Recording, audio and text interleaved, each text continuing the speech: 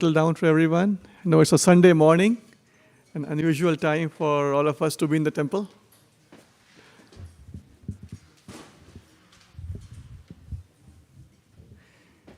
Hare Krishna. Good morning, everyone, and welcome to the ISKCON of Silicon Valley. This is an unusual Sunday morning program, but I'm so happy to be here and a lot of smiling faces in the bright, sunny morning today. Thank you, everyone, for coming out of your sacred and secret places all over the Bay Area and taking some time to join us in the Sunday morning program here at the ISKCON of Silicon Valley. And for those, for the guests who are online, thanks for joining from different parts of the world on Zoom and on YouTube and on Facebook, wherever you are watching from.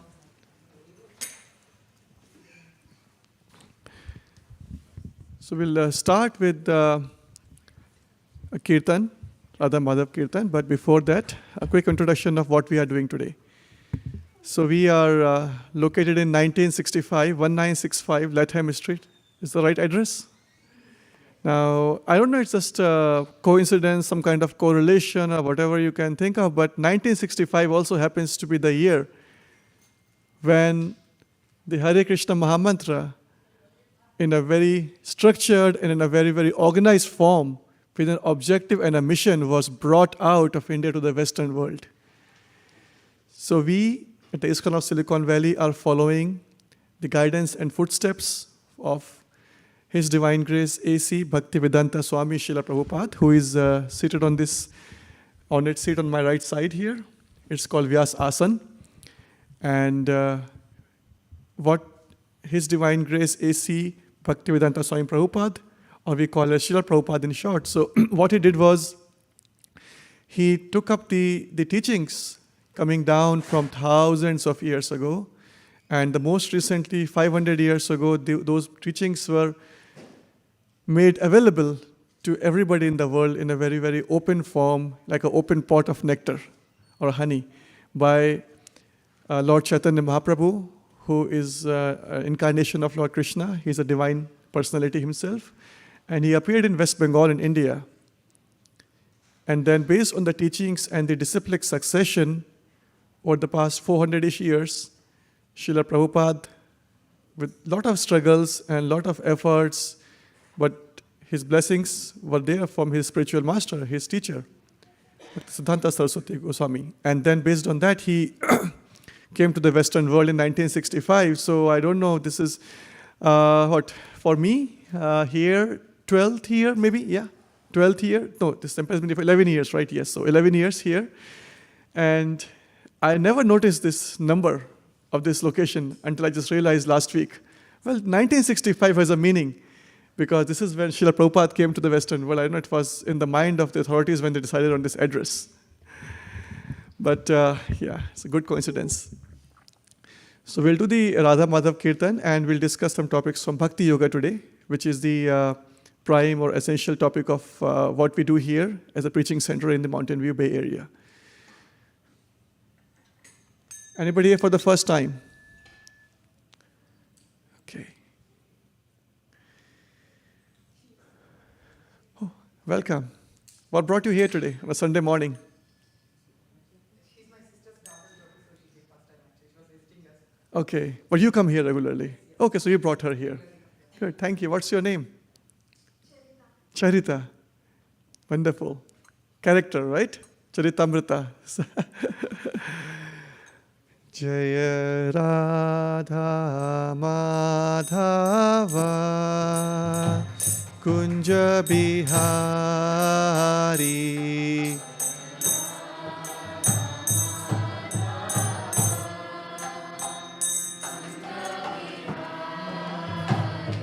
Jaya Radha Madhava Kunja Bihari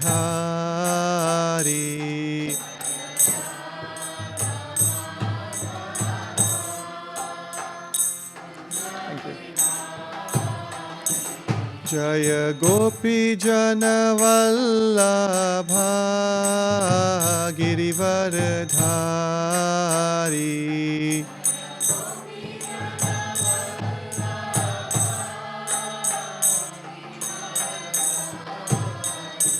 Jaya Gopi Janavallabha Girivardhari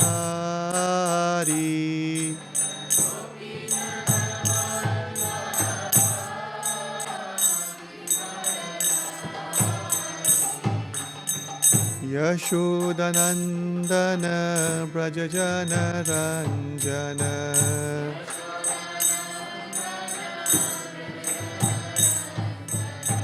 Yaśodā-nandana Brajajana Ranjana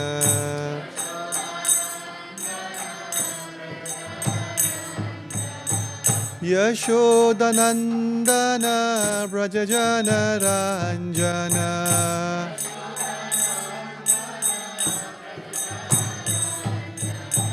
Yaśodā-nandana Brajajana Ranjana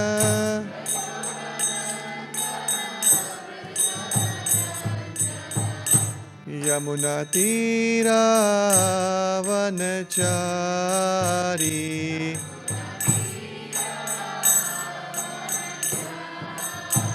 Yamunatira vanachari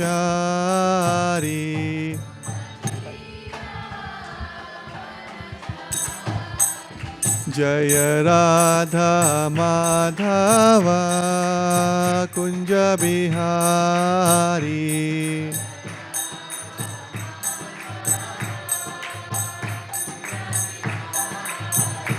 Jaya Radha Madhava Kunja Bihari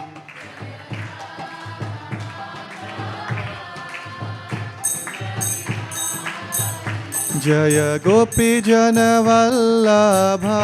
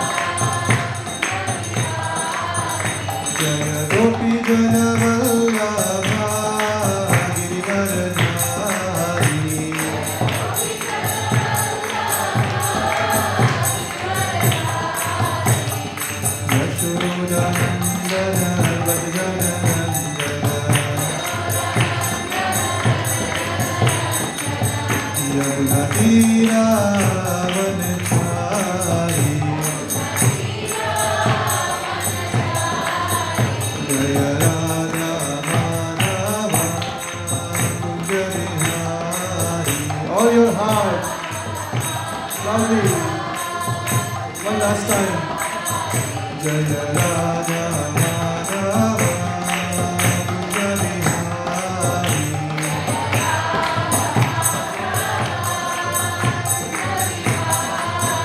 Jaya Gopi Janavallabha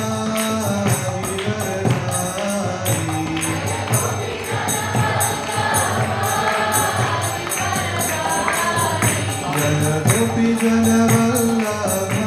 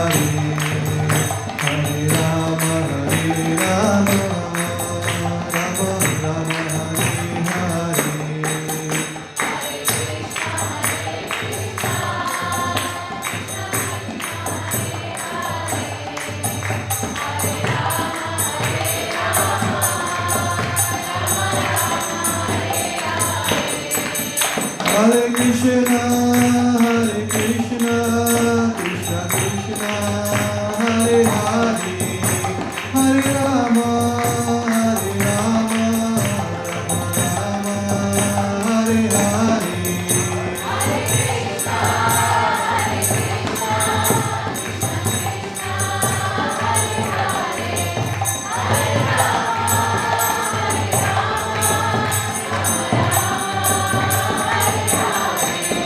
Hare Krishna, Krishna Krishna, Hare Hare, Hare Rama, Rama Hare Hare.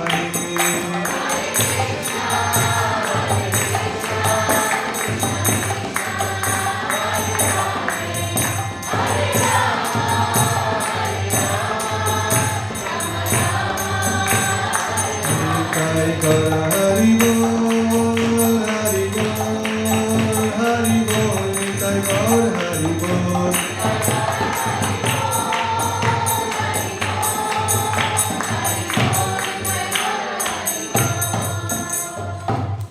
Om Jnanatimirandasya Jnananjana Shalakaya Chakshurunmilitam Yena Tasmai Shri Guruve Namaha.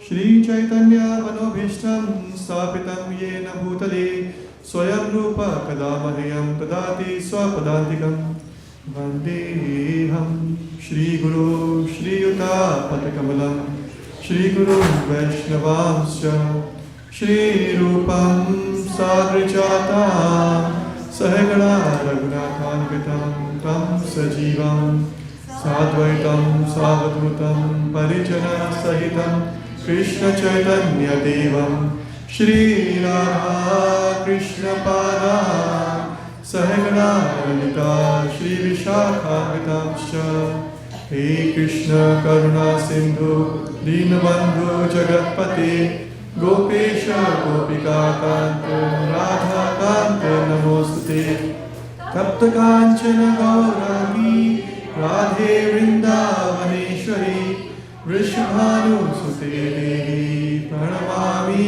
Hari Priye Vancha Kalpatarubhishcha Kripa Sindhubhya Evacha Patitanam Pavanebhyo Vaishnavebhyo Namo Namaha. Jai Shri Krishna Chaitanya Prabhu Nityananda Shri Advaita Gadadhara Shivasadi Gaur Bhaktavinda. Everyone together. Hare Krishna, Krishna Krishna, Hare Hare, Hare Rama, Rama Rama, Hare Hare. One more time, please. Hare Krishna, Krishna Krishna, Hare Hare, Hare Rama, Rama Rama, Hare Hare. We are Hare Krishnas, right? Hare Krishnas. Isn't that one thing we must be doing loudly with full heart? Say Hare Krishna. Hare Krishna. Just like it. Thank you.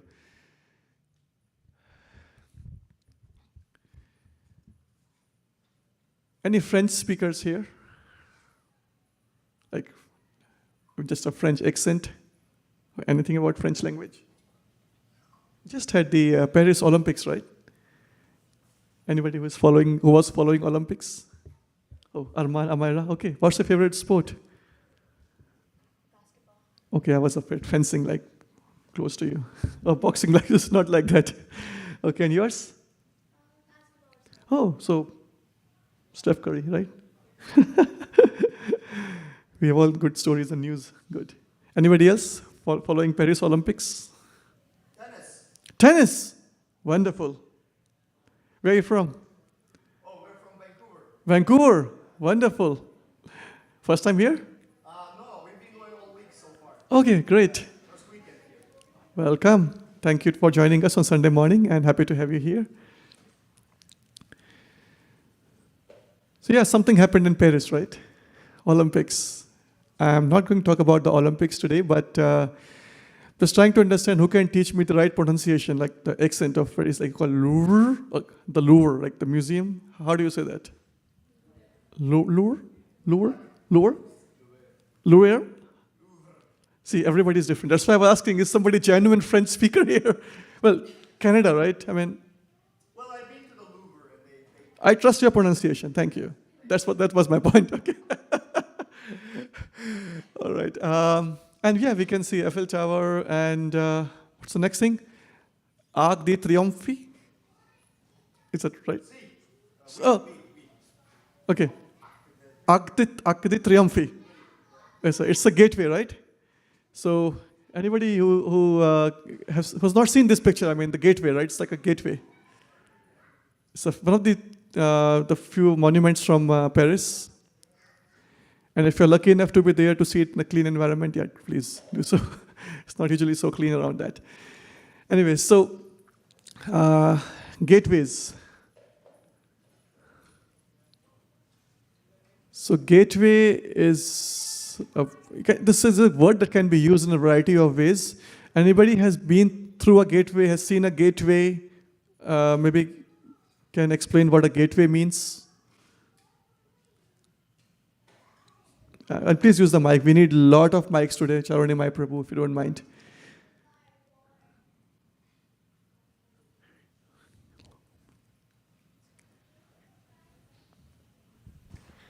A gateway is something you kind of walk through. It's kind of an arch.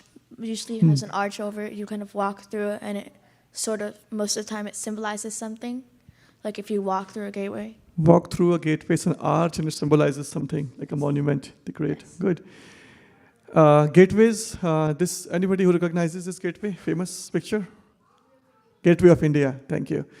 Okay, other gateways you might be familiar of or you may have seen from different parts of the world.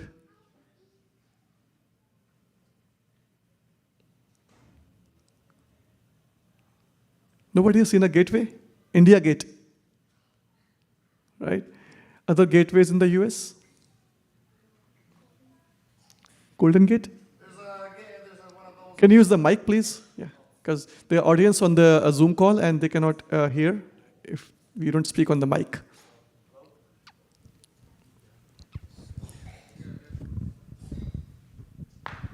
Hello. Yes, great. On the border of USA and Canada, there's the Peace Arch also, symbolizing you pass into another realm, right? A realm can be someone's house, someone's restaurant, someone's country, etc. A realm is a place where different sort of laws or settings or circumstances can take place. So a gateway usually symbolizes a division between two realms, I guess. Very nice, thank you. What is your name? Oh, it's Ivan. Ivan. Thank you, Ivan. Yes, so gateway divides two different realms. Maybe it represents a different law, different regulations on the other side versus this side. Different culture, different environment, welcoming. Some gateways are not so welcoming. I'll tell you what I mean by that. So I was looking for some pictures of gateway, and I searched on Google, gateway, and you can try it on your phone or at your home after this class. So search famous gateways of China. It shows the Tiananmen Gate. Famous gateway of India, the gateway of India, India Gate. Famous gateway of, you can search for Morocco and Canada and different countries, and you can find different gateways. Guess what you will find when you search gateways in the US? Any guesses? Yes, Barbara, right? Please use the microphone.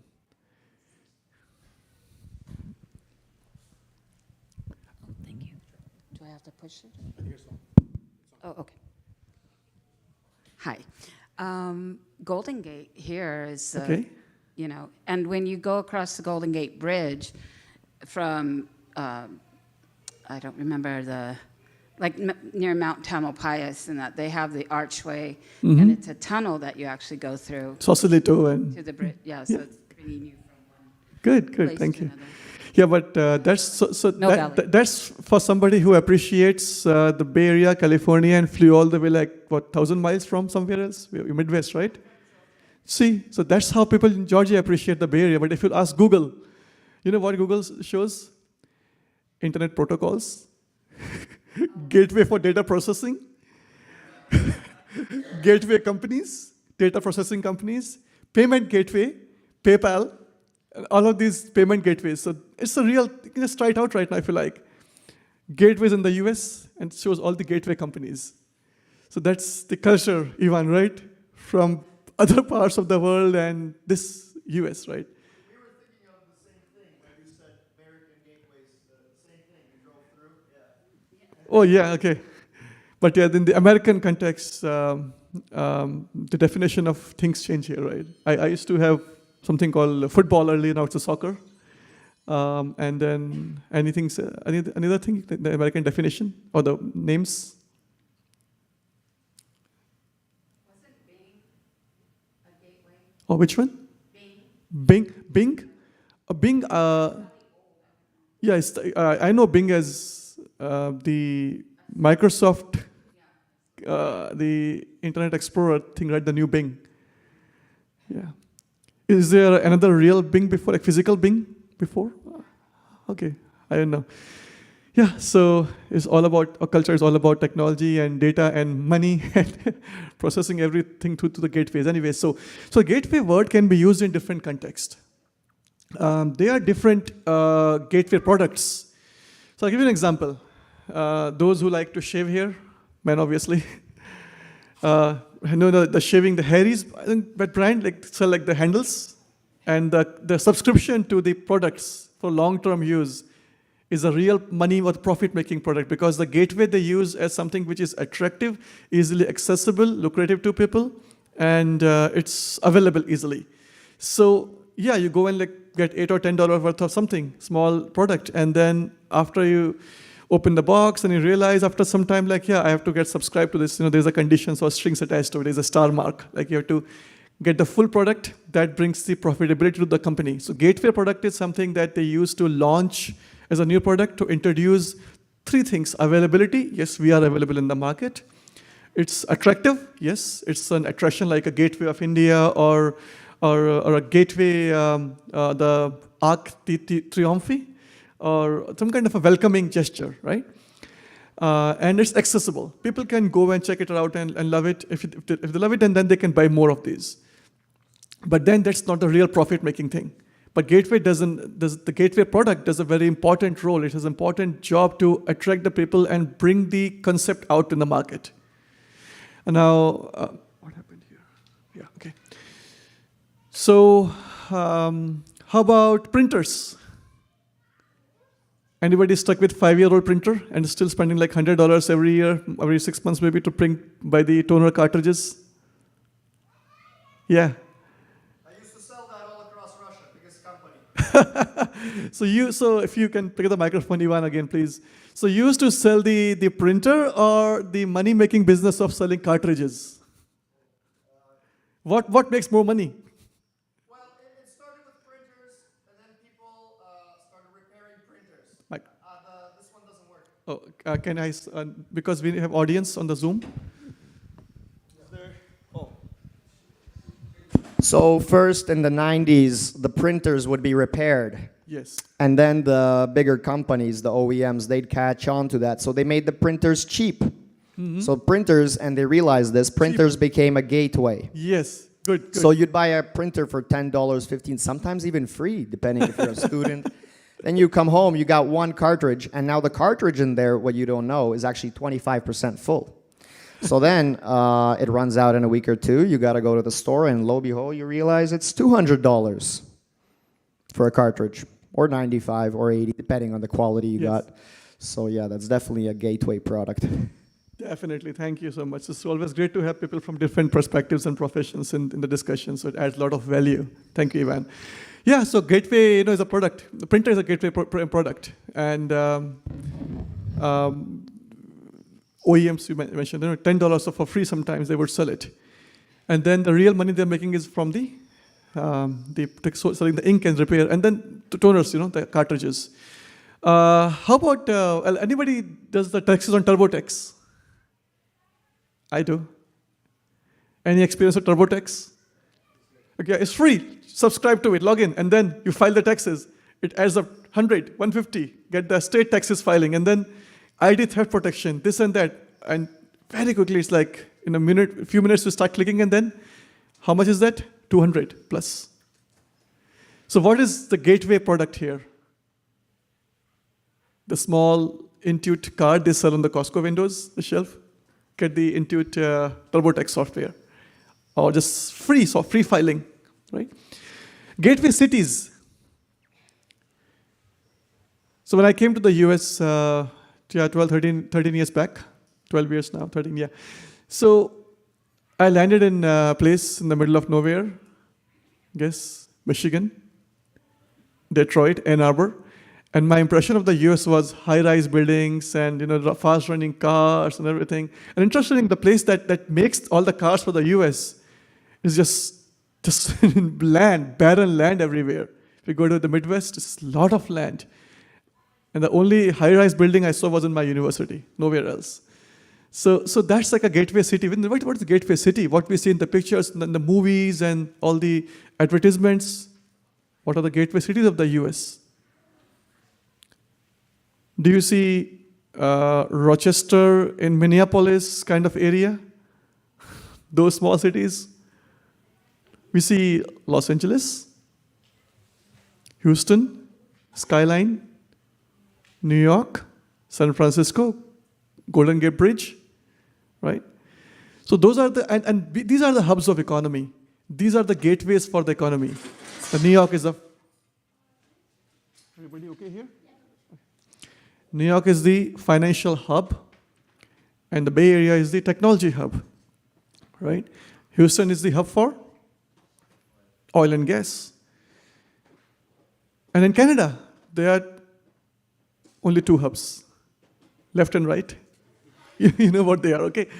So I was meeting a Canadian, and then this friend, I said like, hey, explain me something about Canada. I said like, book of 15 pages, first page, last page, everything is blank in between.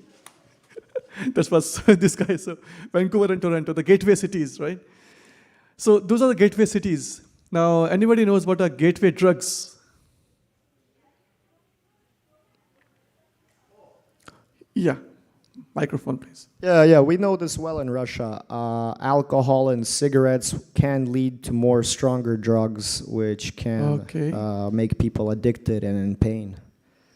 Nice. Alcohol and cigarette can lead people to stronger. Also, pharmaceutical, like antidepressant drugs as well. Yes. I've seen people who take them for too long and are not able to resist, after, and that can lead to tolerance weakening, and then they need to take stronger drugs, or therapeutics. So yeah, it starts with some small adjustment, but if you don't control it, then you can lose yourself, Yeah, so it's easy to lose yourself on the drugs, right? And then these are gateways. Nobody sells like they are harmful drugs in the market. Well, there's a warning on these alcohol and cigarette products, but it's easily available, attractive, and accessible. Aren't these the three characteristics of a gateway? Or maybe there's a fourth. But at least these three I could find out easily. Panditji, Prabhu. We have Pandits in the class. Intellectual people here. Koradi, Prabhu. Any thoughts on what could be a gateway? It will work. Hare Krishna, Buddha. Actually, when you initially said gateway, the thing which came in my mind is related to communication, IP switch, which you elaborated. IP later. switch. See, that's an example I gave you, the American Google search. Okay. So, yeah, I did not think that gateway is also that gets what you are showing right now in the picture. So That used to be the real gateways when we were real humans, right? I mean, now everything is virtual world, so we have virtual gateways. Yes, thank you, Prabhu. Okay. Yeah, so Ivan, yes, thanks for bringing that up. Gateway drug, we know what that is. This is a research. Sodas like Coca-Cola and those things which have caffeine may be a gateway drug for young children, including something that might be little disturbing for some parents, but you know what that is. Chocolates, right? So yeah, things need to be controlled. They have to be taken in moderation, right? It's your discretion. I'm not prohibiting you or encouraging you in either way, but your discretion. For sure, there's a research. It's not me telling, right? It's a research publication. So yeah, beautiful gateway. So far we understand the characteristics and some attributes of a gateway, which are, the gateway is attractive, available, accessible. Okay. So now let's come down back to our small little room here. Any gateways that we can find around us? Yes, Prabhu, please use the microphone. Prabhu, can we have a couple of more? Charanimai, Prabhu? Okay, and let's do a few more in this area. So Srila Prabhupada calls senses as the gateways, just like ice, right? Yes. They are the gateways to collect the form and then send Yes. it to the... So gateway can be subtle. It's not always manifested or always not in a gross form. It's subtle, could be subtle. Yes. Senses, yes. Other gateways here, thank you, Prabhu.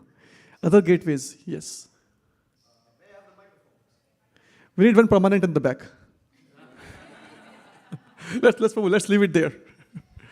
Actually, Prabhupada here and Krishna, they are gateways as well, just as the door is. Door. But when you are able to focus on an image, you are able to remember stories, situations, feelings, deeds, and you're able to go away from your thoughts here and you're able to connect. Yes. So it allows, there's a different realm, there's a physical world, there's a material world, and there is a spiritual world, and there is a gateway. And this temple, this center is acting as a gateway. Is it attractive? Yes. What's the most attractive thing here? Is it a thing? Most attractive person is Krishna. He's here. Okay, good. Is it available? Is it accessible? Thank you. Makes my day. Okay, so yes, this center, this ISKCON of Silicon Valley is a gateway for a spiritual world. Now, let's go a little more closer and to within ourselves, a person sitting next to each other, right? Just look around and see what are different gateways you see. It's left and right. Gateways in ourselves, in our body.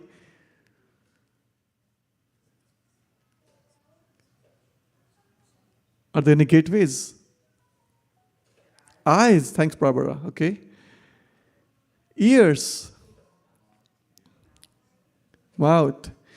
Nose. Good. Anybody who does not agree has another gateway? I mean, I have these. Okay. All right, so how about the animals? You know, they have that tongue. Let's talk about the gateway of tongue or the power of speech. Is that okay? Do you all love to speak? Right. Animals have this ability too, the tongue. What do we see here? There's a lion, there's a dolphin, squirrel, chipmunk, what that is? Squirrel? And there's a duck. I don't know, it's a seagull or it's a duck, right? Do they have all tongue? Gopal Roy. Do they speak? Yeah? Okay.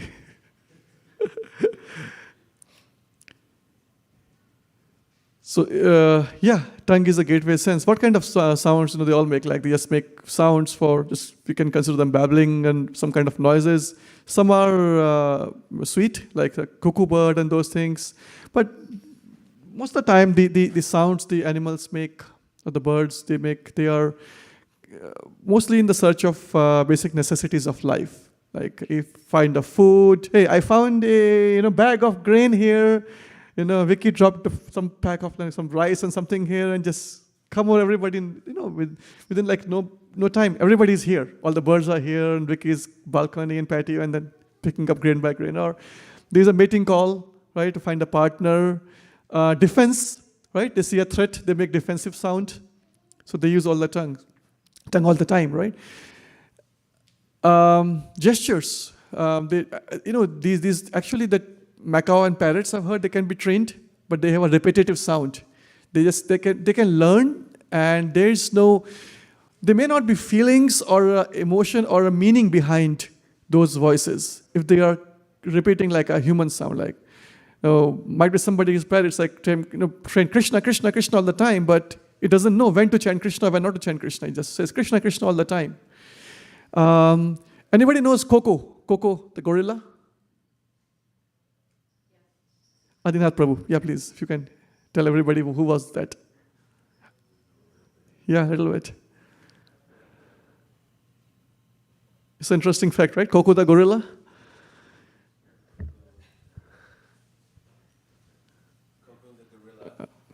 Prabhu, we have to change the mic, please. No, that's for you, please. We need that more again. Do we have one more? Hare Krishna. It's working. Okay. Yeah. Coco the gorilla was trained to speak human language, to express emotion in a seemingly intelligent way. And humans would have interactions with this gorilla regularly. So they exercise intelligence, in other words. Intelligence, right? I heard she was born and raised in the Bay Area, San Francisco area, right? So yeah, that's the fascinating fact. The gorilla, she was trained to behave and act in a more intellectual and in a more responsive manner and responsible manner, as responsive and responsible manner with humans, right?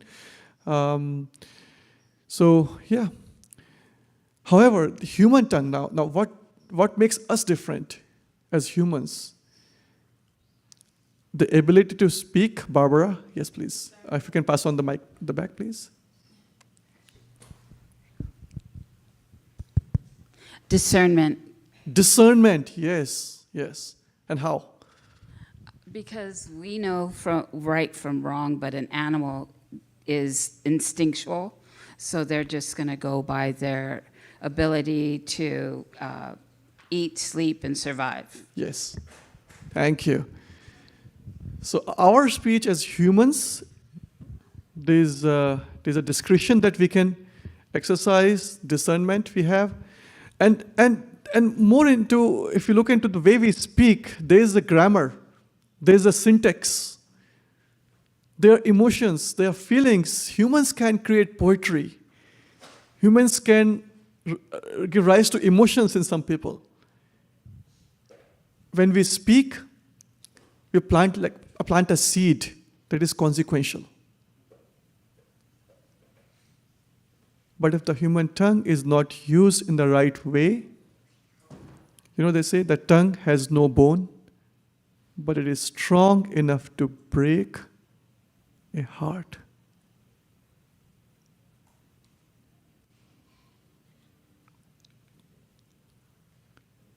As I said, the words are seeds. So if I'm planting a seed today, it's going to give rise to a sapling, and a plant, tree grows up into an orchard. It grows everywhere. The word grapevine didn't just originate by itself for no reason, right? Words are like plants, seeds growing up like a vine. And grapevine goes really bad in harming people. Speech, what we make today, we may not realize today, we may not understand. It's beyond our comprehension that how 5 years later, things may actually be consequential. Recognize this? Who all? 1, 2, 3, 4, 5, 6, 7. I have a dream. And that speech created a monumental time in the history of the United States. And it's going to inspire generations 100 years later also. Speech is consequential. There are repercussions, there are results, there is a result that's going to, a consequence that's going to happen if I speak something. Because words, if they are spoken, They can't be taken back.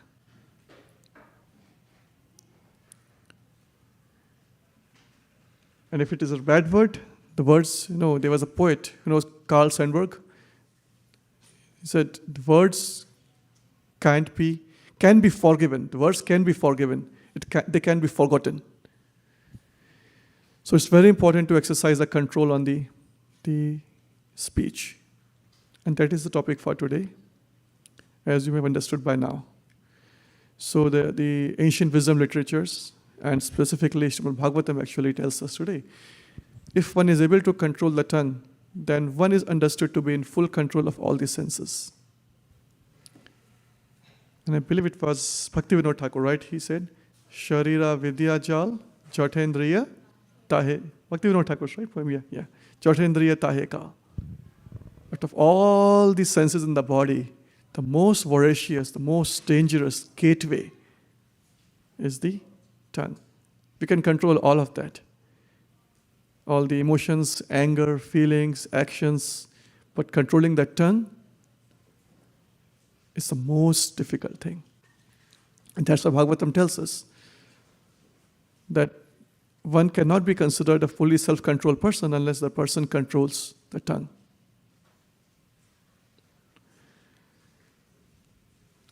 Now the speech, I could see these characteristics of speech. Some speeches could be pleasing, disturbing, affirming, challenging, inquiring, binding. Any other varieties of speech? Any linguistics experts here or literature graduates? Oh, fearful, truthful, okay. Agitating, okay, well that's disturbing, okay, yeah. Inspiring, yes. Beneficial, pleasing, yes. Well, beneficial, yeah, okay. Beneficial may not be pleasing, so yes. Thank you, all of you, yes. So, how about binding? Vows. Vows of Commitment or surrender. Surrender, yeah. So in the different cultures of the world, there's, the weddings happen, and the priest, different languages, obviously, they say, do you accept this man or the woman to be your wife or husband, like that, right?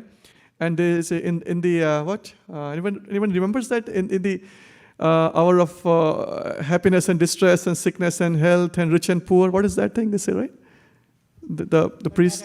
For better or worse. For better or worse, right? Do you accept this person to be your husband or wife? And then what do we have to say? I do. I did it 9 years ago. Yeah, so in my culture in Hindi, the pujari, the priest, the priest who is officiating the weddings, the fire sacrifice, and they ask, do you accept in Hindi and Sanskrit? And we have to say, swikar hai, or I do, like that. In Islam, they say kabul, right? So different languages, different versions of the same concept, but it's binding, right? The words are binding. So I was flying last week, and Southwest actually. So what's the benefit we get in flying Southwest? Luggage and no seating assignment, right? Yeah. So which means basically you just walk into the plane and find any seat you like. And guess what? I'm tall, so I like to sit. Aisle seat, it would be better than aisle seat. Emergency exit. You're going to pay like, what, $50 extra normally, right? For $25, $50 for that extra somewhere else. But Southwest just allows you, like if you are lucky enough to board early, like, yeah, find whichever seat you like. And I try to go for the emergency exit. And then I was sitting there and chanting my japa, and then the flight attendant comes and says, we have some regulations for people who are sitting in the emergency exit seats, and there is a separate instruction manual because you should be able to and willing to operate this emergency latch and open the emergency exit. And I need you to say yes. And if I say, yeah, I'm chanting. No. You have to stop and say, yes, I do agree. Somebody was on his headphone, like listening to some kind of a music. Definitely not Kirtan. So, but yeah, so they were listening to something and then, sir, I need you to remove your headset and tell me, yes. So the words are binding, right? Words mean something. And if there is an occasion when somebody is asking for us for help, and then, I'm there to help you. Yes, I'm going to help you. Anybody has said to anybody before? In our life, we always do, right? So what happens then? We have taken a vow. We have committed ourselves to help somebody. My yes means a lot for that person. My yes could mean a just difference of a full depression and a full motivation for a person, a success and a failure for a person. Yes means yes as a teacher, as a mentor, as a coach. Yes could mean somebody driving to a hospital. Yes, I'm going to drive you tomorrow. Or right now, the emergency 911 vehicle driver cannot say, no, I won't drive you. He has committed a yes for driving the patients, emergency situations to hospital. So yes, speech is a binding word, right? And that's why it's very, very important to know what we are speaking. And are they pleasing others? Are they disturbing others? Are they binding me? Are they binding somebody else? It's a yay or a nay. I'm challenging somebody. I'm inquiring from somebody what my speech means. But then things can always go wrong. Despite having the best of the intents and the best purpose of speaking, I want real benefit. Prabhu mentioned, right? Beneficial speeches. So, yes, things can go wrong, other way around. Anyone has experience of things that have probably gone wrong? Didn't mean to say like that, but somebody said, wait, what do you mean? Happens all the time. We never meant to provoke anybody, but they got provoked. We never meant to hurt anybody, but they felt offended. And there's a story in the Srimad Bhagavatam. So let's spend a quick few minutes reading that. And we'll see how this story unfolds. Om Namo Bhagavate Vasudevaya. Om Namo Bhagavate Vasudevaya. Om Namo Bhagavate Vasudevaya. Om Namo Bhagavate Vasudevaya. Narayanam Namaskritya. Naram Chaiva Narottamam. Devim Saraswatim Vyasam. Tato Jaya Mudiryayet.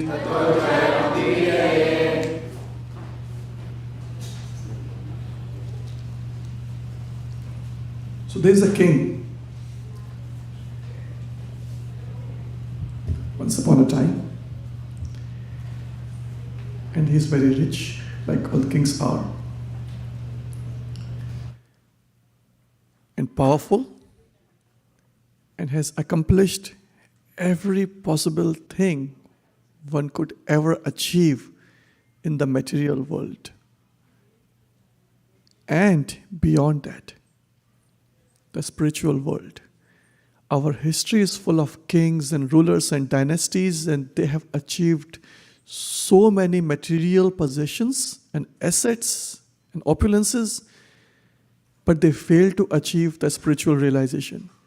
But this is a story of a king who not only succeeded professionally in his role as a king, but also had this rare favor of the Lord to see and meet him face to face.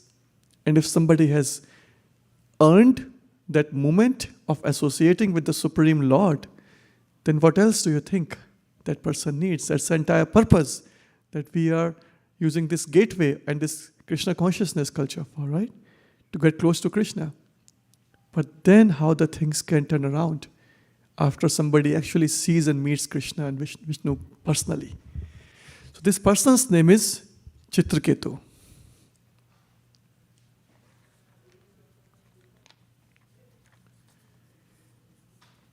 There's a full chapter of his life and how he meets the Lord and he gets the blessings and he's satisfied and he's enjoying the best of all the material possessions on that front, as well as the spiritual life. After some realizations, both hard and soft kind of realizations in the life, we go through ups and downs. So he had been through a lot of things now in his life, and by this time he's moving into perfectional or self-realized state. So one time, while King Chitraketu was traveling in outer space on a brilliantly effulgent airplane given to him by Boeing, Airbus? No, the airplane was given to him by Lord Vishnu himself. Who in the world, if you can think of other stories, how many people can you find when somebody has received an airplane from Lord Vishnu himself? This is that person who got the rarest of the rare blessing of personally getting a gift from the Lord.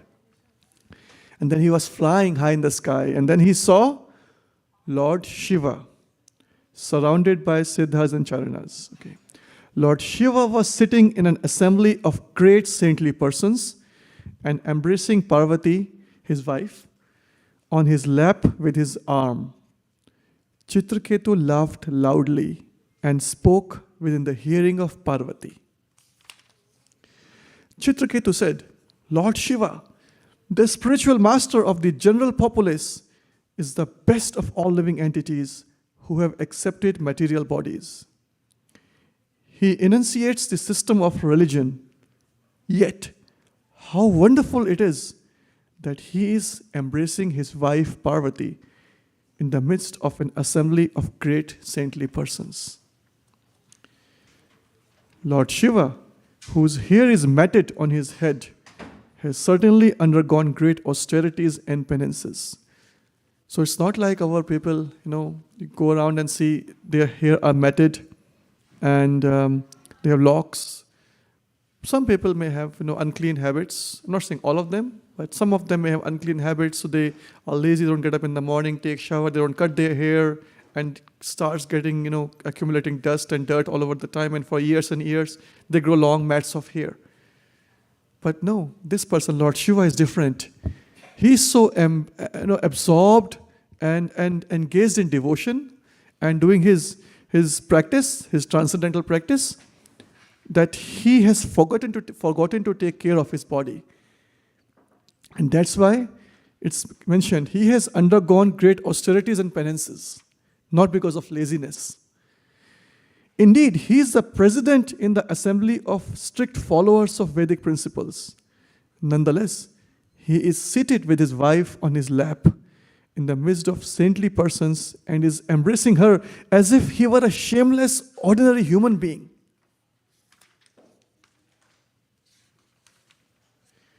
Ordinary conditioned persons generally embrace their wives and enjoy their company in solitary places. How wonderful it is that Lord Mahadev, although a great master of austerity, is embracing his wife openly in the midst of an assembly of great saints. After hearing Chitraketu's statements, Lord Shiva, the most powerful personality whose knowledge is fathomless, simply smiled and remained silent. And all the members of the assembly followed the Lord by not saying anything. Not knowing the prowess of Lord Shiva and Parvati, Chitraketu strongly criticized them. His statements were not at all pleasing, and therefore the goddess Parvati, being very angry, spoke as follows to Chitraketu, who thought himself better than Lord Shiva in controlling the senses. Okay. The goddess Parvati said, "Alas, has this upstart now received a post from which to punish shameless persons like us? Oh,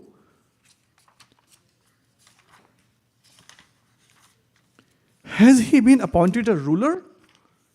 Carrier of the rod of punishment? Is he now the only master of everything? Alas, Lord Brahma, who has taken his birth from the lotus flower, does not know the principles of religion, nor do the great saints like Bhrigu and Narada, nor the four Kumaras headed by Sanat Kumar. Manu and Kapila have also forgotten the religious principles. So Mother Parvati is now counting all the eminent personalities like, yeah, everybody is just so foolish, right? Nobody knows the rules and regulations of society. You are the only civilized person, right?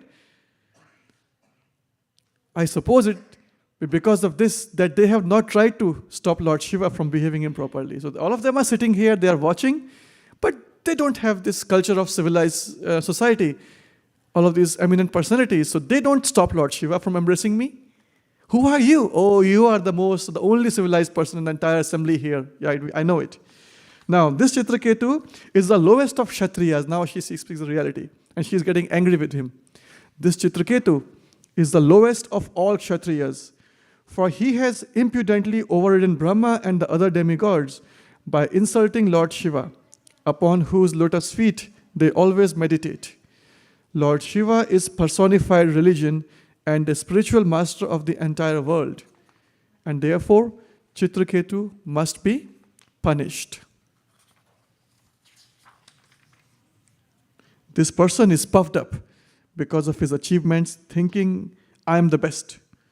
He does not deserve to approach the shelter of Lord Vishnu's lotus feet, which are worshipped by all saintly persons, for he is impudent, thinking himself greatly important.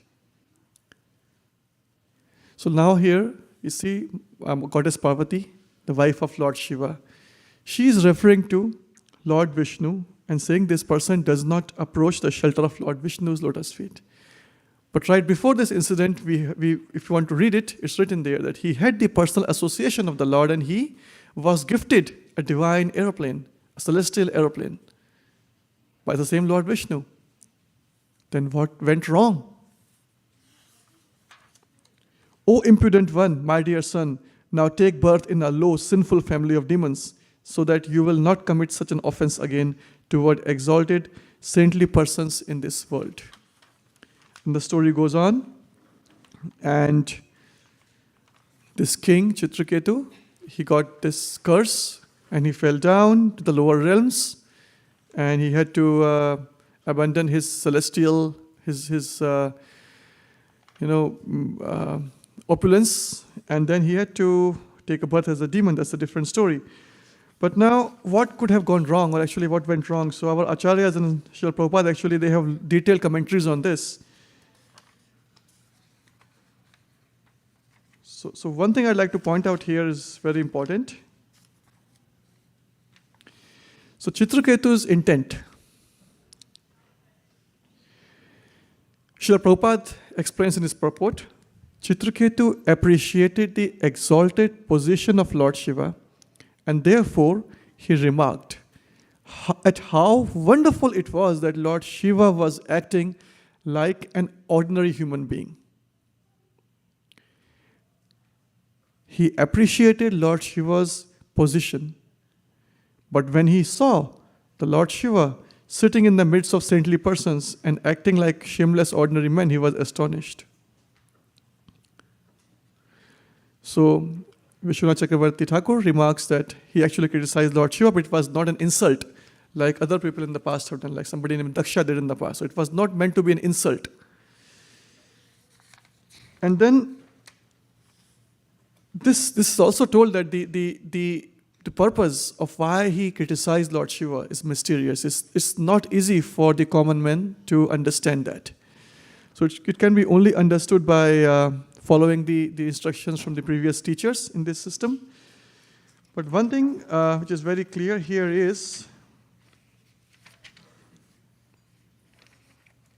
although Chitraketu never meant to insult Lord Shiva, so his intent was never to insult Lord Shiva. He never wanted to do that. But he should not have criticized the Lord. So now it's the difference between the intent and present. Intent is in my mind, and thoughts which eventually manifests itself in the words that I speak and my behavior and actions that I conduct. So criticism, he shouldn't have done.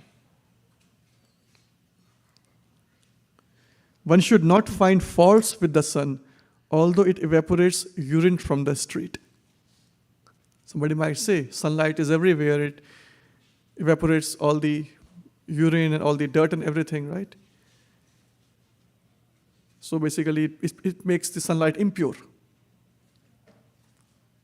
So it's the same example is given here that Lord Shiva, he's such a very powerful person and he should be understood to be faultless.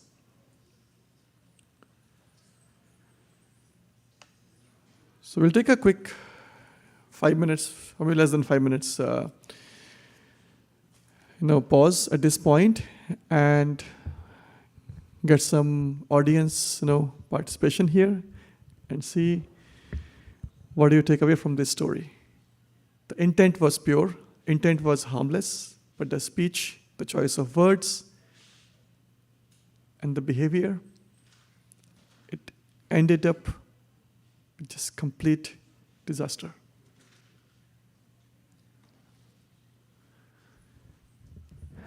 Yes, Prabhu, please use the mic.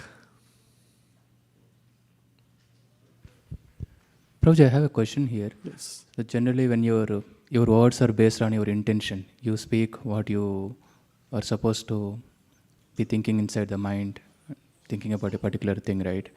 But what makes a person to speak words which are away from his intention?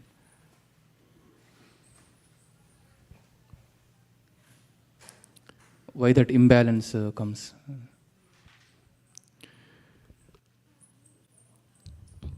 So you are the expert in Bhagavad Gita, right? I know. And you can understand the concept of the three modes of nature. And Krishna tells Arjuna that when we move along this life, we pick up the modes of nature through our association. Karanam guna sangasya sadasadyoni janma. So pious, impious culture we pick up. The behavior, attitudes of people from the association we pick up. And then we tend to act and behave in certain ways.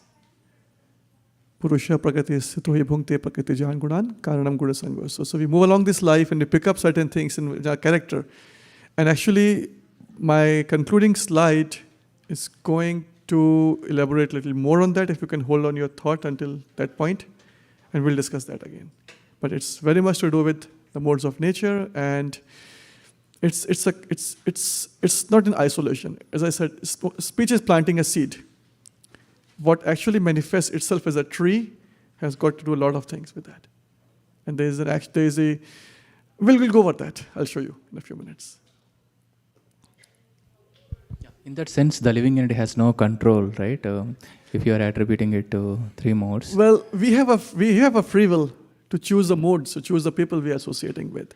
We have the free will to choose the words that we read, the words we pick up. Bhagavatam says that they are words that are like the pilgrimage for crows. Anyone knows where the crows go for pilgrimage? Garbage. Garbage, right? Trash, garbage. That's where the crows go for pilgrimage. And they are words which are more in tune, more aligned with that culture, where the crows go for hearing and attending. And then there are words where the swans go. The bhakti, the devotion, the Vaishnavas as devotee of the Lord, as cultured and civilized people who are beyond the modes of nature, we are trying to be at least in the mode of goodness or sattva. We're trying to listen to those words. So more we listen to those words and more we hear the stories and lessons learned from situations and incidences like this, the more we get purified. Thank you, bro. But more to come later. Okay, thank you. Yeah, so any thoughts, reflections, anything that you can relate with this story and maybe have seen or heard, experienced something like this where your intents were not there, but something happened, went out of the way, and then maybe ended up undesired. Okay, Victoria, Mataji, and Prabhu in the back, please. Let's go with Prabhu. Give the mic, please. Microphone. Okay, go ahead. Hare Krishna.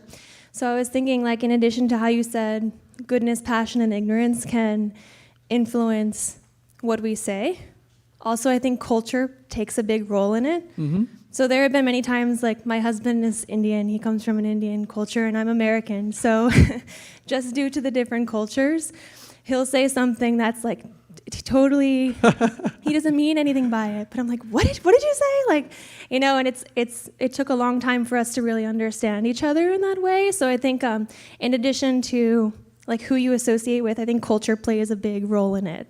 So for any of you who are, you know, Indian body devotees, and sometimes you might speak to an American and they don't really understand the intention behind what you're saying, it's a common occurrence. So Yeah, I don't know. be offended.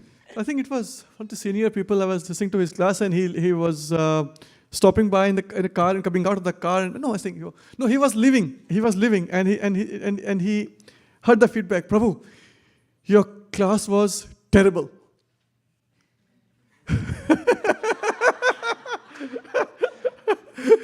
Now, it's like totally vocabulary and not a cultural thing, but I can tell you that this comes very often in Indian context when people just pick up, like, just forget the difference between terrific and terrible, and they mean to say something different, but they speak out something different. I think there was one specific instance where he said that I was dumb, but by dumb he meant like innocent and cute, and not like in American you feel like that's a really big insult. Why would you tell me that? Okay, good. So on that thought, so this incident actually happened precisely 12 years ago in this temple.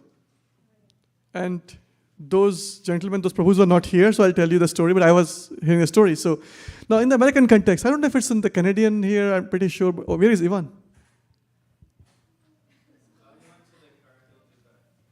Oh, he left it? Okay.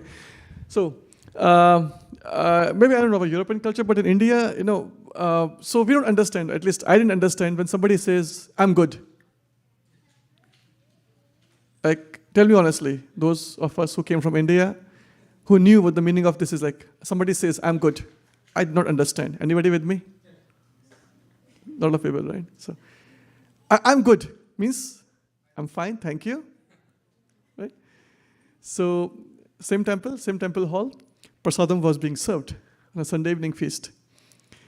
And one devotee was serving, and then he was Indian person, Indian body devotee, and he was serving to non-Indian person. And the person who was eating in a plate, and he says, Prabhu, I'm good. And guess what he thought? I'm good. I'm good means I'm happy. I like this food. This food is good. I'm very good at this food. Please give me more. So he poured more of the sambar and rice and chutney. Oh, bro, what's happening? I said, like, I'm good. Yeah, that's fine. No, you are good, right? Take more. And then it's a real story. I'm not making it. It's a real story from this temple hall. Very much true. That's how I came to know, like, you know, after some experiences, what it means to be, I'm good. So I'm fine, thank you. And I'm good to go or whatever, right? So yes, next please. Microphone. Hare Krishna. Hare Krishna. So when you were talking about this story, I hadn't heard it in a long time, but it made me think of, so as we become more focused and Krishna conscious, we may make less offenses, but then when we do make an offense, it can be more serious. Like on a calm lake, if you drop a rock into it, it makes a lot of impact. So in this story, I think we talk about the saying, familiarity breeds contempt. So he was just remarking, he was treating Lord Shiva as a friend instead of worshiping. It was just a very slight lapse. And it was almost a friendly thing, but in that way he was thinking he was on the same level of it, and it was a very subtle offense, yes. But nonetheless, it's very serious, like taking the holy name is just chanting. So even though it was a small offense, it had a great impact because he was so advanced. That's what I wanted to say. Perfect. That's very much relevant and appropriate in the situation, because as practicing Vaishnavites, practicing devotees here, we tend to associate more. On one side, we are being told, associate more with devotees, associate more with like-minded spiritual seekers. And the more I associate with somebody, there's more chances that I might develop some familiarity breeds contempt, and then I tend to, small offense might, expand more. It might be multiplied exponentially because other person is a Vaishnava. It's a Vaishnava aparad. We missed you for 2 minutes. Thanks for being back. Ivan.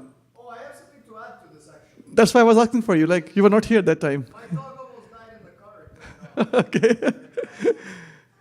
Yeah, please go ahead. Oh, no mic? No, with you, of course. Who took his mic? Was supposed to be there. Okay.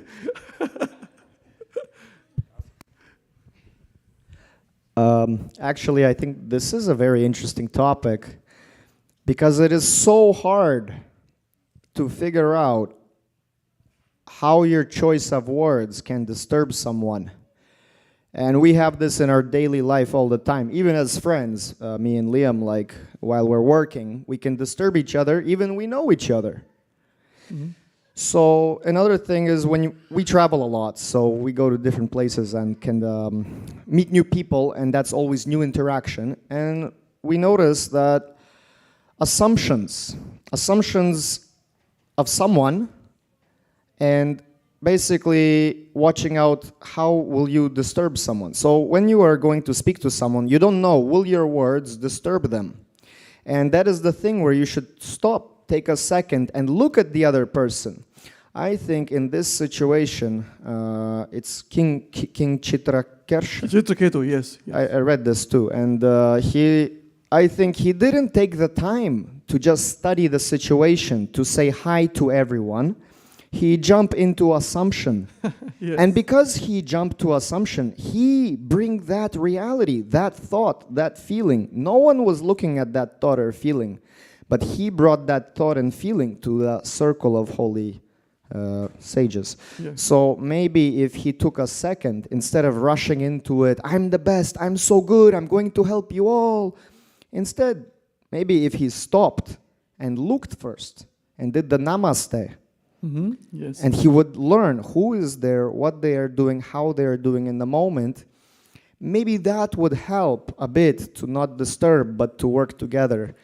Again, this is my assumption, but it's also what I noticed, that very often we try to say one thing to help someone, myself included, and actually we disturb the other person, and it's almost impossible to figure out what will disturb someone, how it will disturb someone, which way to say to not disturb someone.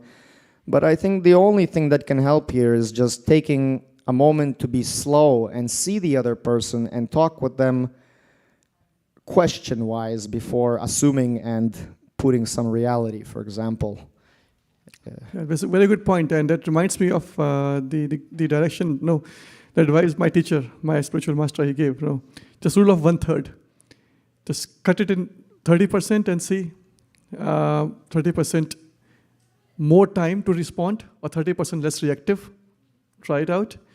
Fewer words, fewer emotions. Cut it short a little bit and see. So if he had, in your example, if he had taken a little more time to get acclimated with the environment and see who is there and then who is not there, what is the situation, what's happening, and then make a comment. Maybe, actually that's a good point, because these days all of us have smartphones and we have emails, and those text messages, they are gone forever, like just shoo, and then never comes back, right? Anybody seeing the text coming back? Back in 90s when I was growing in India, we had obviously mails are still there, but we used to use the snail mails more in those days, greeting cards and birthday wishes and all we used to send by the regular post mail.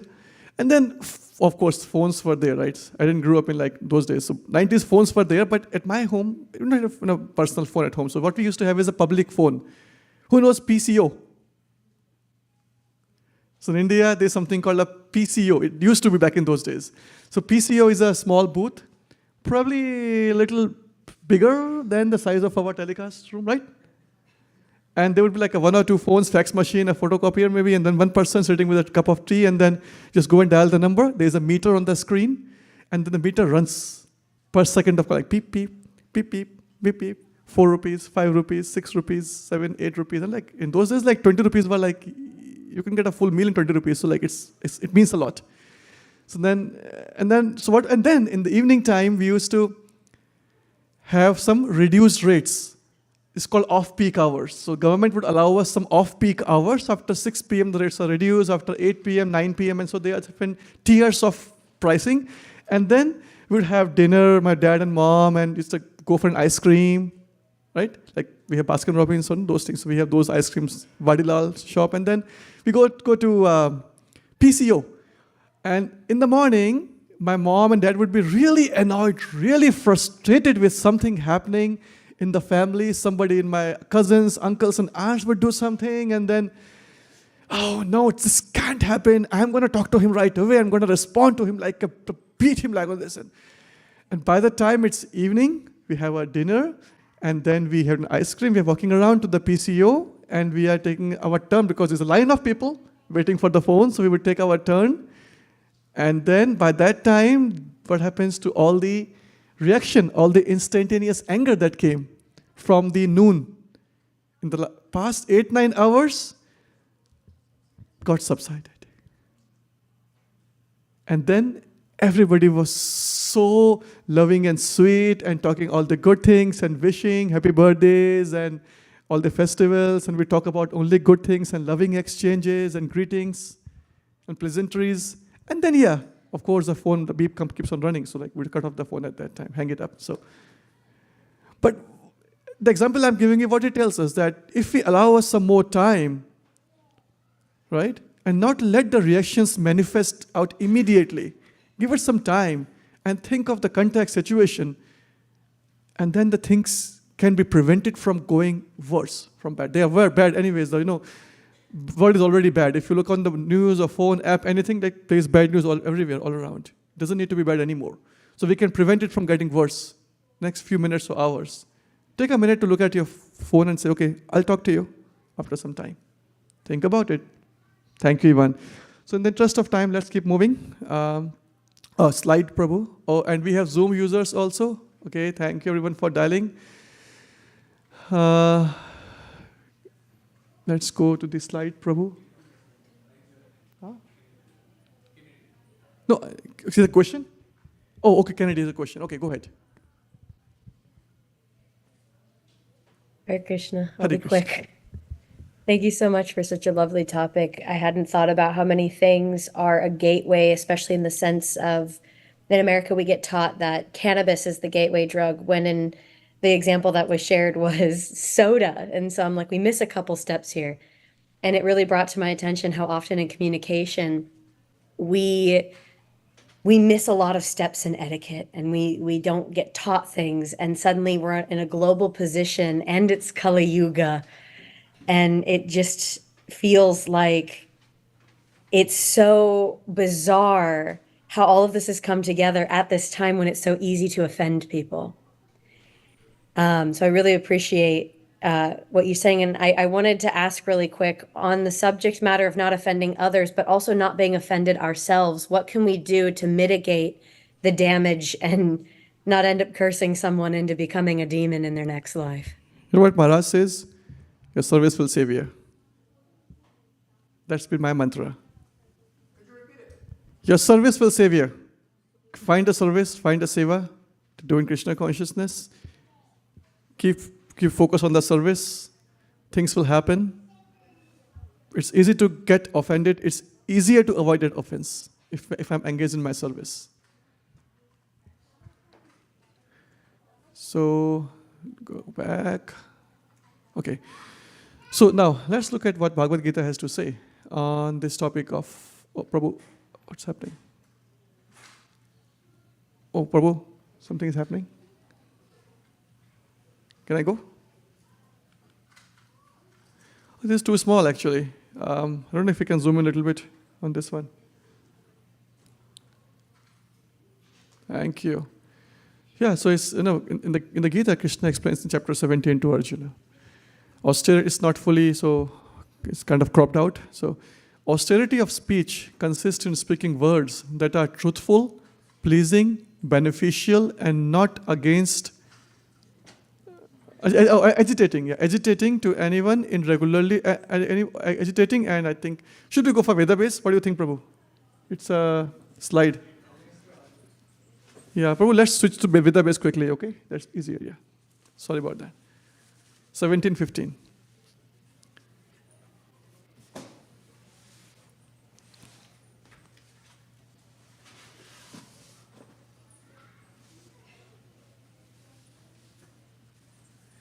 Okay.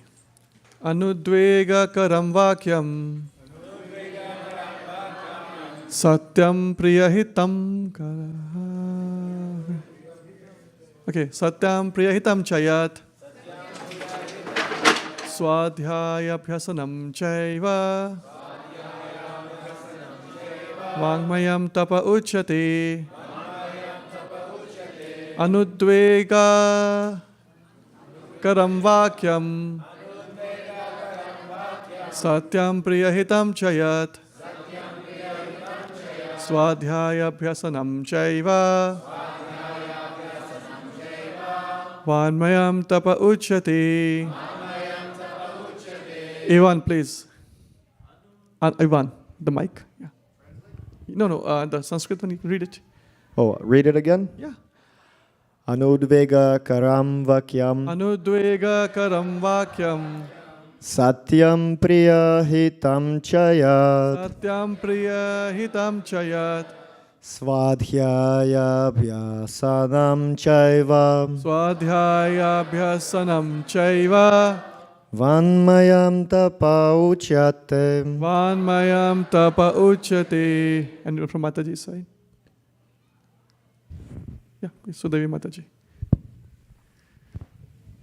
Anudvegakaram vakyam Anudvegakaram vakyam satyam priyahitam chayat satyam priyahitam chayat swadhyayabhyasanam chaiva swadhyaya abhyasanam chaiva vanmayam tapa uchyate. vanmayam tapa uchyate. That's your translation. Yes, austerity of speech consists in speaking words that are truthful, pleasing, beneficial, and not agitating to others, and also in regularly reciting Vedic literature. Purport by Srila Prabhupada. One should not speak in such a way as to agitate the minds of others. Of course, when a teacher speaks, he can speak the truth for the instruction of his students.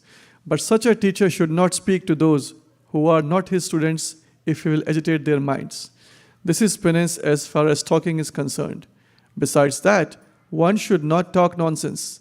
The process of speaking in spiritual circles is to say something upheld by the scriptures. One should at once quote from scriptural authority to back up what he is saying. At the same time, such talk should be very pleasurable to the ear. By such discussion, one may derive the highest benefit and elevate human society. There is a limitless stock of Vedic literature, and one should study this. This is called penance of speech. If you can switch back to my presentation. So, the keyword, Satyam Priya Hitam, which means truthful, pleasing, and beneficial. So this is Prabhupada's purport. And then we move towards the concluding parts of the slides and the tips. If it is okay for you to talk about these tips, because we just read, we should not go and teach on our own, right? So I should seek your permission and blessings to share what has worked for me in the past. Is it okay? Yes? Yes. We'll have Kirtan. Okay, avoid village talk. What is village talk? Who said? No, he said. She said, oh, do that. Oh, that happened in his house. Oh, what's happening there? How? Kisne kaha tha? Oh, usne mujhe bataya aisa hua. He told me that's happening like that. Oh, their son got married to that person. What's going to happen to that? It's going to helping me. The rumors and grapevines and gossips of the neighborhood, village talks. Right? It doesn't benefit me, doesn't benefit anybody.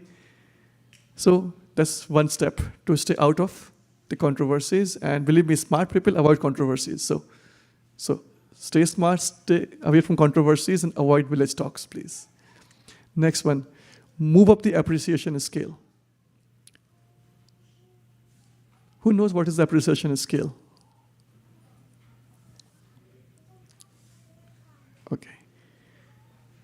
Very quickly, in one sentence, Prabhu. Okay, good. That's a fact we should be doing, but there's a scale. There's a gradation of how we can do that. I'll talk about that, okay. Truthful, pleasing, beneficial, and not agitating to others. Satyam, priyam, priyatam, hitam, right? Beneficial, pleasing. So this is what we learned. So take a few seconds, if not hours or minutes. I don't ask you to wait until the evening. My parents used to wait for 6 hours, but wait for a few seconds. And then before responding that text, if nothing, just send a smile if you have to send something. A smile is free. It can convey a lot of things. Yes. Actually, I would like to share something now. Yes, please. Very fundamental, I understood from your talk, which has been actually hurting me my entire life. I grew up in Russia and Toronto before that, but when I'm a teenager, I moved. And in Russia... Let me ask, what is the gateway city of Russia? Probably St. Petersburg, yeah. It's the most beautiful one, that's true. Yeah. Yes, thank you. And in Russia, we can talk very harshly with each other. This is a special Russian power to talk very harshly, okay? So... my father has compared me to a mosquito on the wall when I have a 160 IQ. So I'll put that in perspective for a second. You were under 16, right? 160, but okay. IQ. IQ. But how can he compare me to mosquito on the wall? It's very hurtful, okay? And you wonder, what is the purpose of talking? When should I talk harsh in the moment? Should I talk harsh in the moment? And I think there is some questions here that still can be made. But I think jumping back, because I think very skillfully you tied the Srimad Bhagavatam verse, which happened here, and this Bhagavad Gita verse, for me it opened my eyes very strongly just now, because I realize there is no point to sometimes bringing this negativity at all. There is nothing. This gossip talk, like you say, village talk. I would like to share my understanding here right now very carefully.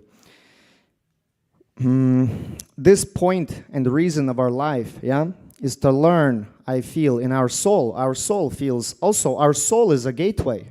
Our heart is a gateway. You focus on the soul, you can feel so much, right?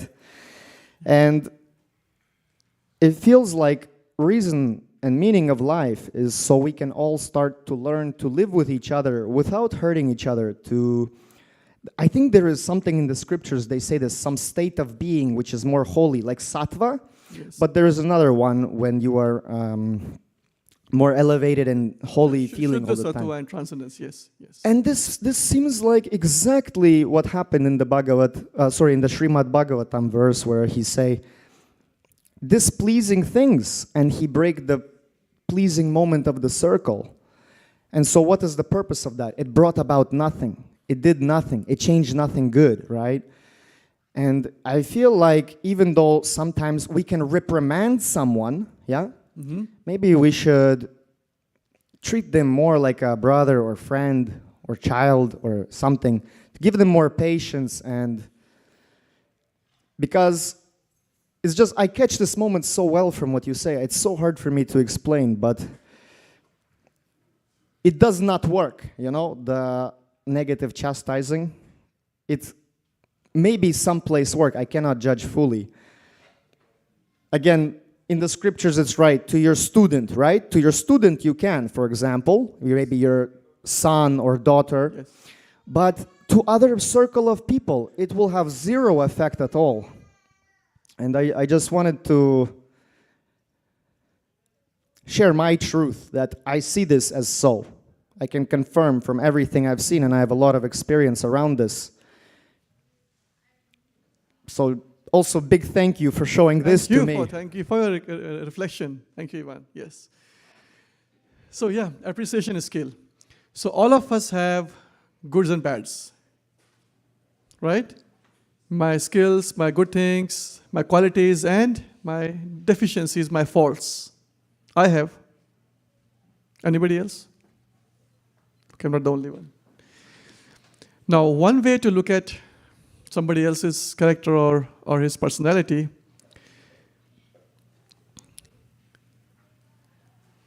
you look at their good and bad,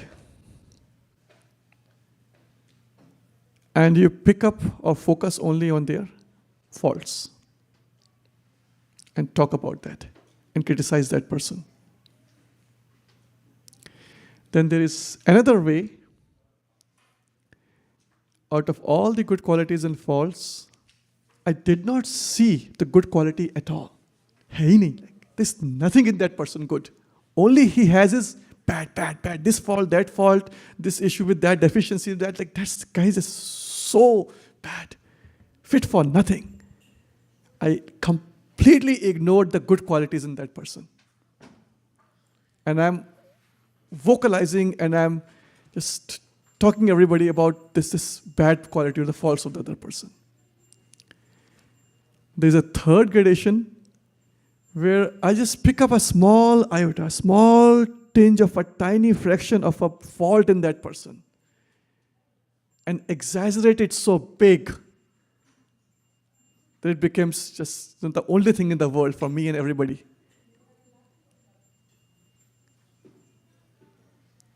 And then there is another gradation where we look at the goods and the bads, but we talk about the good of that person. And then, going a little higher, there is another way. Guess what? Do not look at the faults of that person, just look at only the good of that person, only the good qualities. And then, grow it big, talk to others, glorify that person, appreciate those things about the good qualities of that person. And then, finally, there's one more, where you see some small, tiny fraction of good qualities in one person and make it the best thing about everybody in the world. And tell them, yes, this is one person, one quality, everybody should have this quality. And vocalize it and expand on it so much that this becomes the only quality everybody sees about that person, ignoring all their faults. So how you see, the gradation is working from the lowermost to the highermost. And thanks to all the saintly teachers in my life I've had, this is coming from them. So that's one tip or a trick. You can try to build certain regulations or austerity of speech. Last slide. That ties back to Prabhu, your question now. Words actually are manifestations from our thoughts. Things happen in a way, they call it manasa, vacha, karmana. Manasa means mind, vacha means words, karmana means action and our attitude towards outside. So thoughts, they give rise to something more prominently manifested, which is words, and more visible is actions. That's a sequence. Normally it happens. Something comes to my mind, it comes to my words in my speech, then I tend to act upon that. If I keep on acting again, that's where the role of three modes of nature, my association, and all of these things comes into picture. That what actions, at what point I am introducing these external factors around me, right? At the early stage of thoughts, my thoughts are in the mode of ignorance, passion, or goodness, or and then thoughts leads to words. And then my words, are they in what kind of a mode? Is it agitating, disturbing, pleasing, or truthful, right? Satyam, Priyahitam, and what was it? Satyam, Priyahitam, and? Yes. So beneficial, hitam. So actions, and then actions keep on happening for days and months and years, and it takes time to develop a habit. They become a part of our character. And that's how the destiny is shaped. We have countless stories from different cultures. From our Srimad Bhagavatam also, we have seen the story of Jada Bharata, we know the story of Chitraketu, we know the story of how Mahabharata happened. The events unfolded full of this sequence. Because somebody's actions lead to their habits, somebody ignored the habits, actions of their children. Somebody may have 1 or 2 children, others may have 100 children, and they ignore the habits of their... It became my habit to ignore the habits of my children. And that became a character of my children, and my character to ignore them. I became practically blind to all the faults. And the destiny kind of opens up. That's how it's unfolding eventually. So that is the last slide for today. And I'd like to say thank you. Questions, comments, and reflections, but we can have 5 minutes of Kirtan. What do you prefer? Loudly. Thank you. And I'll be around here. So please feel free to talk. And if you have any questions, concerns, or feedback or reflections, we can discuss that. Okay? Jai Shri Krishna Chaitanya Prabhu Nityananda Shri Advaita Gadadhar Shri Vasadi Gaur Bhaktavinda Hare Krishna Hare Krishna Krishna Krishna Hare Hare Hare Rama Hare Rama Rama Rama Hare Hare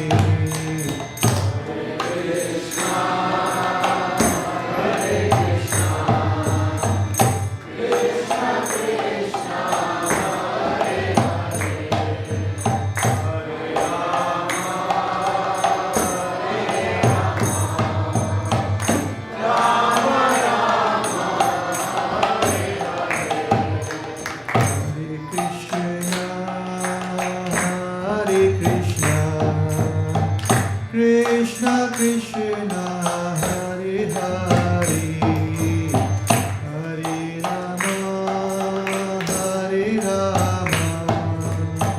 Rama Rama Hare Hare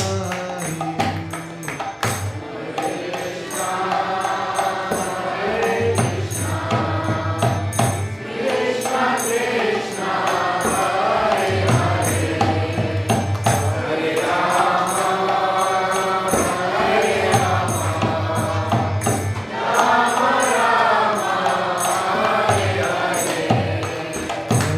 Krishna, Hare Krishna, Krishna Krishna, Hare Hare, Hare Rama, Hare Rama, Rama Rama, Hare Hare.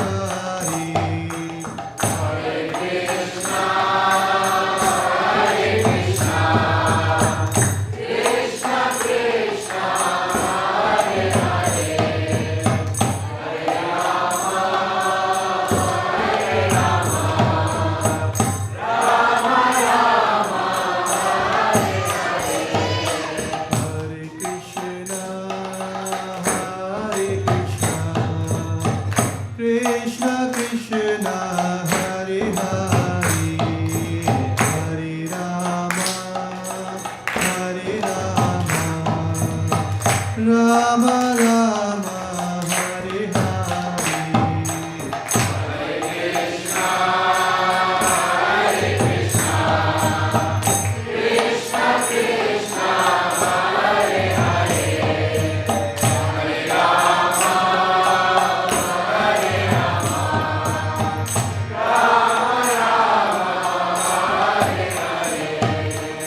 Hare Krishna, Hare Krishna, Krishna Krishna, Hare Hare, Hare Rama, Hare Rama, Rama Rama, Hare Hare.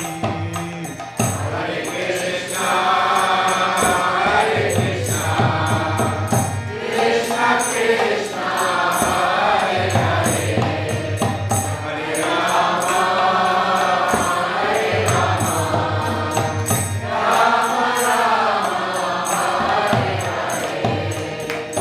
Krishna, Hare Krishna,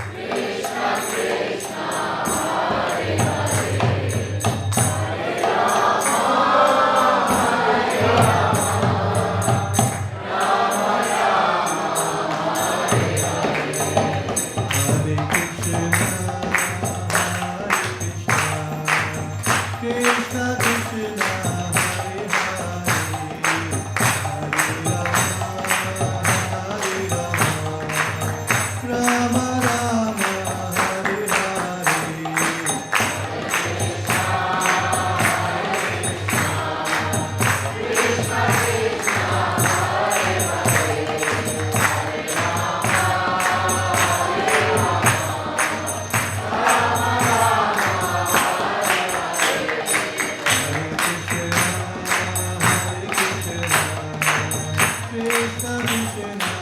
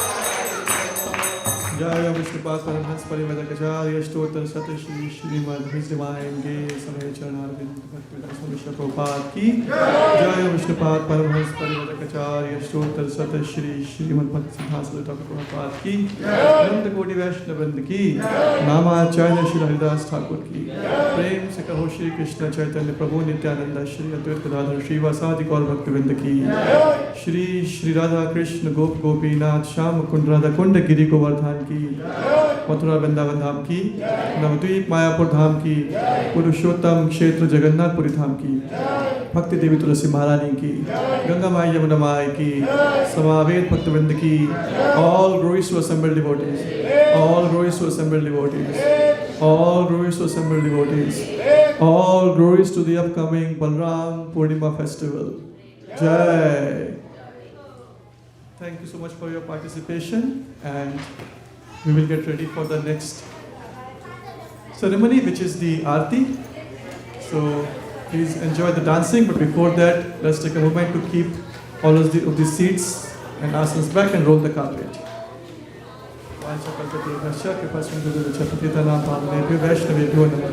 Thank you for all the audience, and I thank temple authorities, my spiritual master, and all the saintly acharyas, with whose blessings I am choosing the words to speak today. Thank you. Hare Krishna.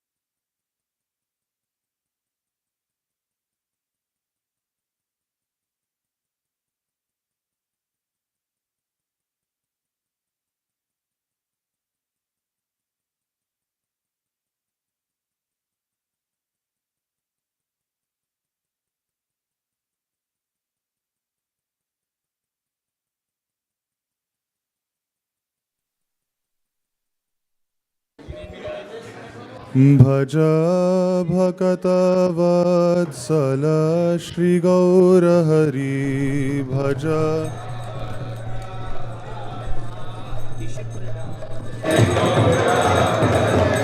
Bhaja Bhakata Hari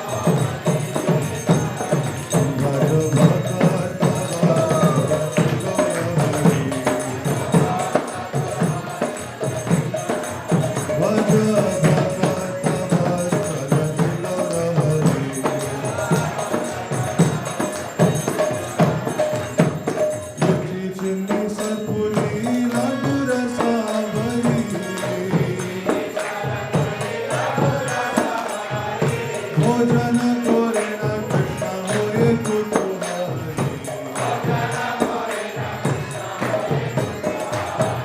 राधिकार पक्कन विविध व्यंजना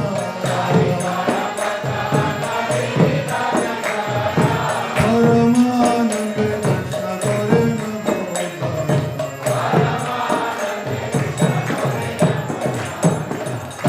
भले लाडू खाए श्री मधु मंगला भगल बजाया जय हरि बोलो राधिका जी गण हेरी नयने रघोने कृपमय थाय कृष्ण यशोदा भवानी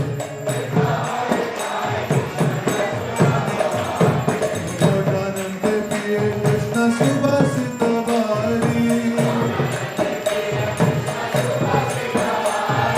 सबे मुख प्रकालय होए सारी सारी हस्तमुख प्रकालिया जत सखा गणे आनंदे विश्राम करे बलदेव स्वामी तांबूल रसायन तांबूल मसाला कहा के कृष्ण चंद्र सोखे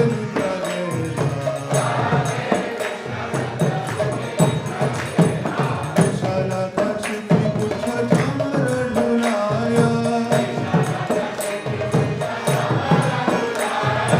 अपूर्व शयान कृष्ण सोखे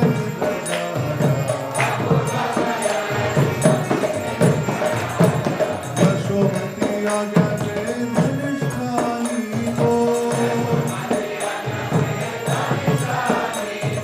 श्री कृष्ण प्रसाद राधा बंधे हुए थी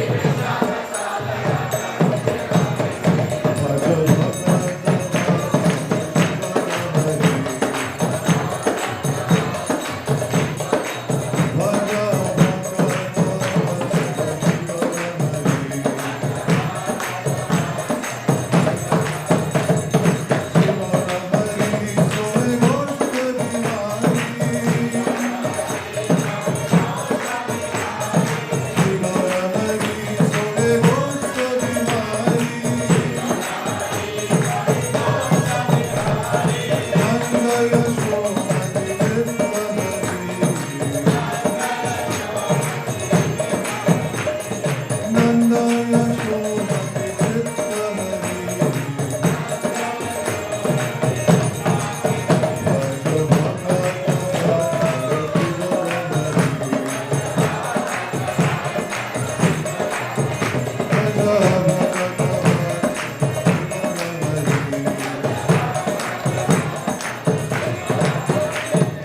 ललितादि सखी गण अवशेष पाया मने मने सुखे राधा कृष्ण गुण गाया हरि लीला एक मात्र जमर प्रमोदा भोगारती गाय ठाकुर भगति विनोदा भज भगत वत्सल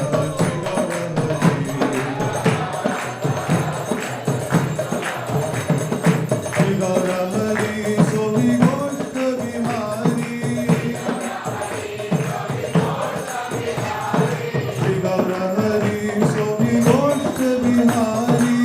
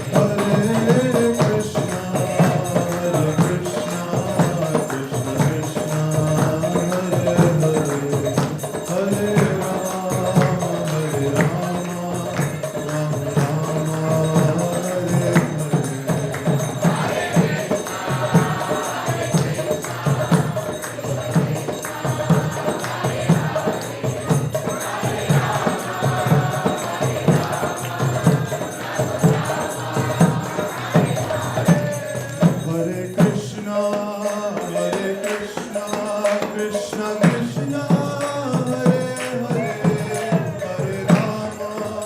Hare Rama Rama Rama Hare Hare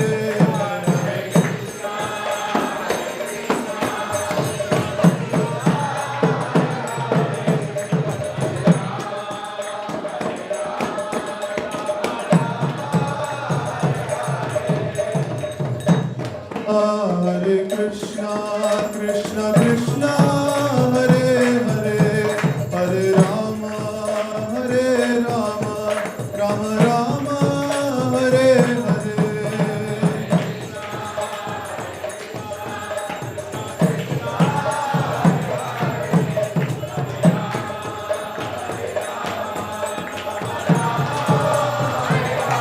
Hare Krishna Hare Hare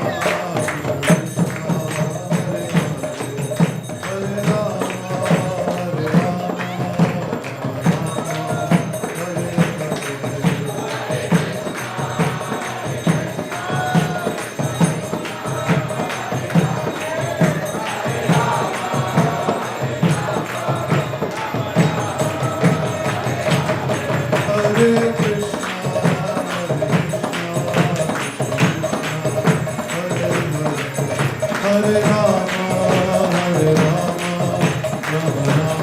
Rama Hare Hare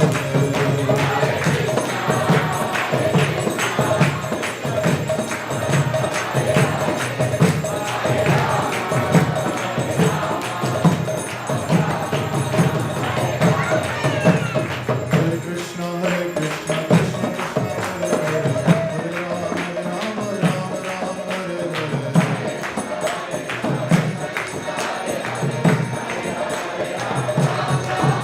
Hare Krishna Krishna Krishna Hare Hare Hare Ram Ram Hare Hare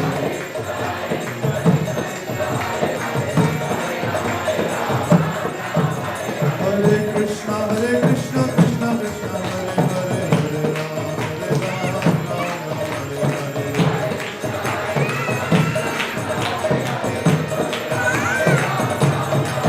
Hare Krishna Krishna Krishna Hare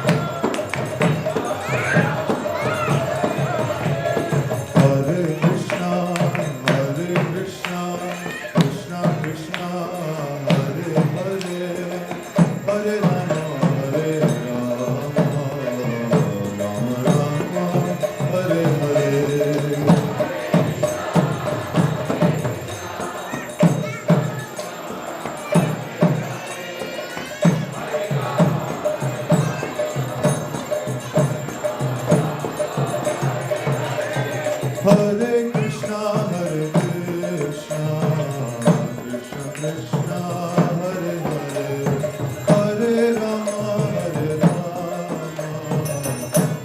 Rama Rama, Hare Hare.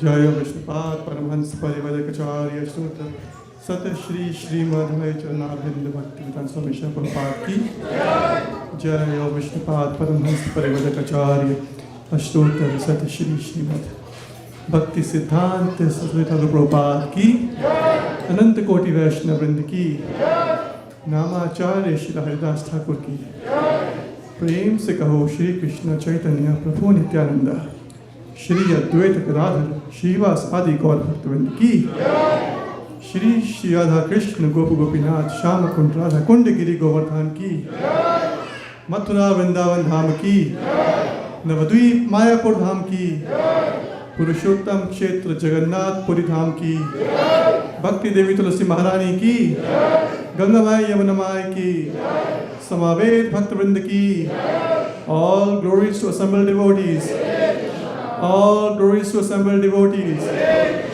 all glories to assembled devotees all glories to Shri Guru and Shri Gauranga.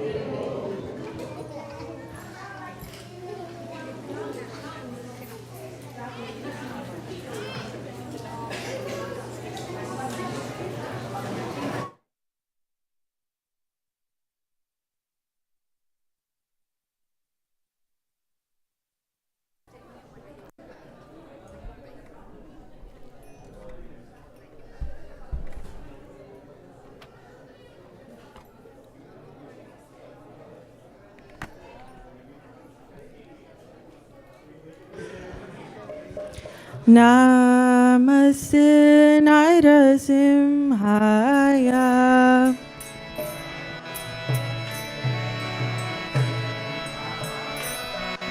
Namaste Narasimhaya.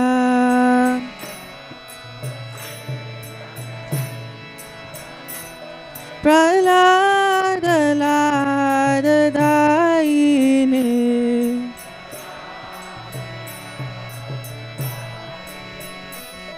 Praladadayine.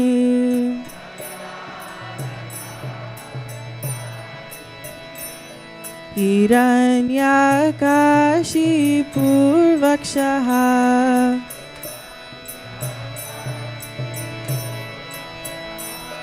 Hiranyakashipurvakshaha.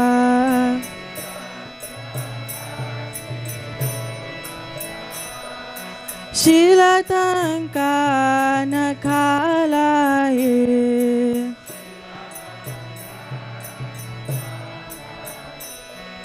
Shilatankanakalaye.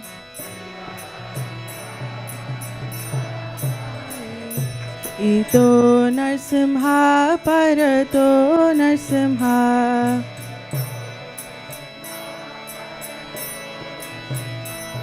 Ito Narsimha Parato Narsimha.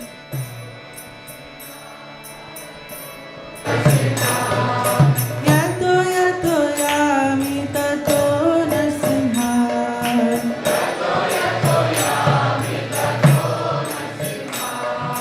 Yato yato yami tato Narsimha.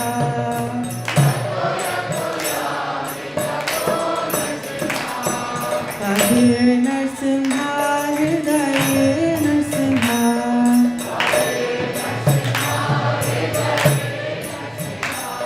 Kabir Narsimha Hridaye Narsimha.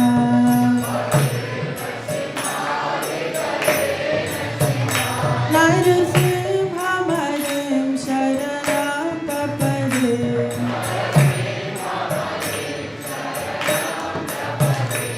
Narasimha Marim Sharanam Papadim.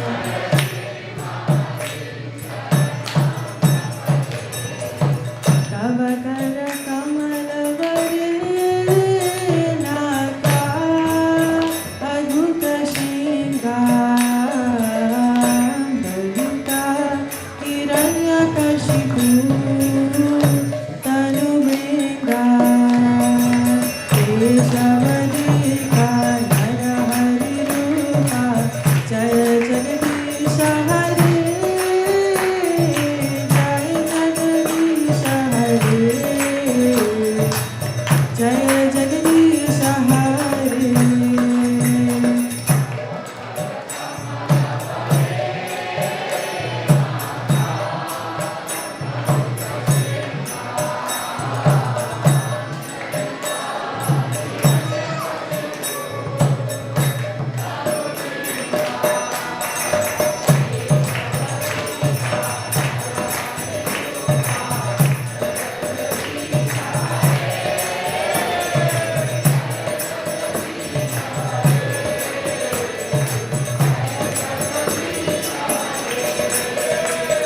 Keshavadika Narahari Rupa Jaya Jagadisha Hare.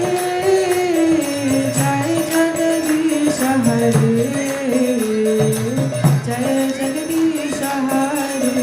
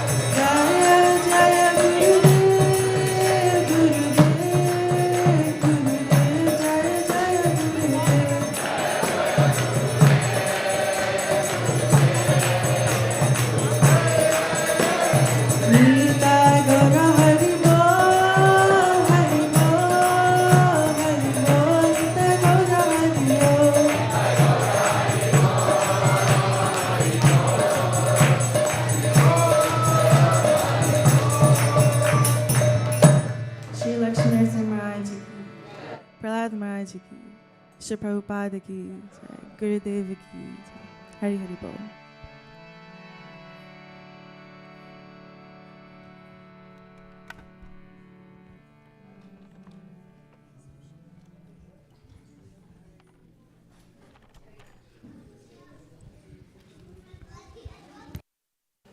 Hare Krishna. How are you everyone doing? Looks like you have plenty of space to sit. You can enjoy today, but I can't promise tomorrow.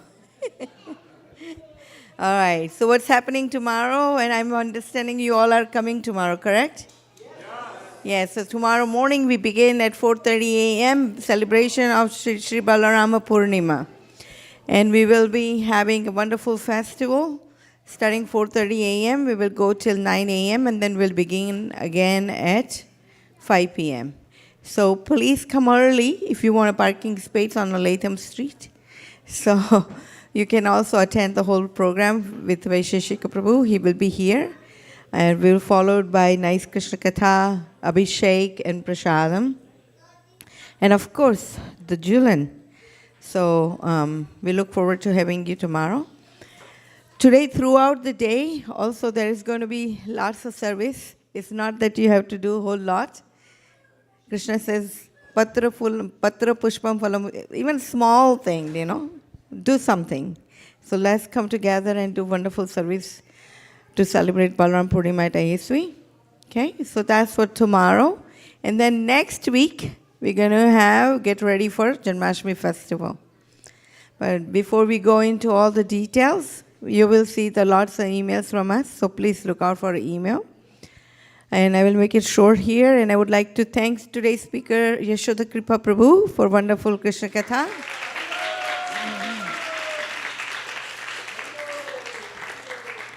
And Shastra Sar for the Arti, and Vaishnavi for the Nishinga Arti. Hare Krishna. Okay, anything you want to share? I would also like to welcome Balram Vilas Prabhu. He's visiting ISV. He's a friend of Suyesh Prabhu, and also is a friend to many of us as well. Yes, yes, Tadya. Yes, how many newcomers we have in the house today? Okay, I think we have one. Hare Krishna. Oh, wonderful. Welcome to ISV. Hare Krishna. Hare Krishna.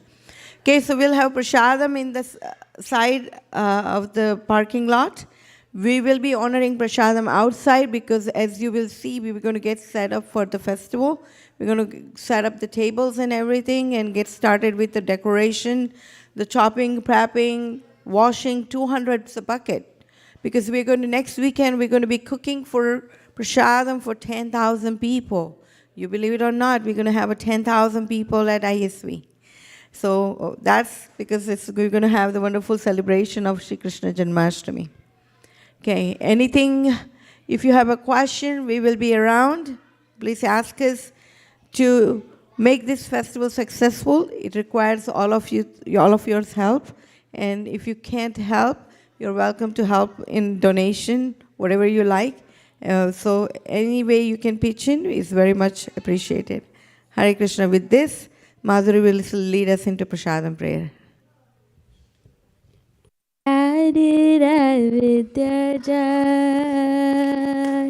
जो हिंदी अटाहे का जीवे फैले